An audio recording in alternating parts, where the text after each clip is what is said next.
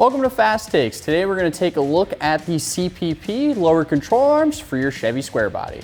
These are pre-assembled tubular lower control arms for your square body that are welded for maximum strength and also visual impact. These lower control arms have a pre-assembled cross shaft, which is going to have an interlocking design around the bushing to be able to allow it to have virtually no play when you're taking those hard corners. Besides that, the cross shafts and the sleeves are machined from a billet 4140 alloy steel and they're zinc plated.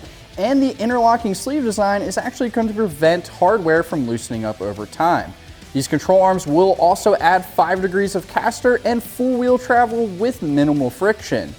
Also, something else to note here, these control arms will come with the ball joints and bump stops, and the bushings are made out of a self-lubricating, non-squeak patent plastic.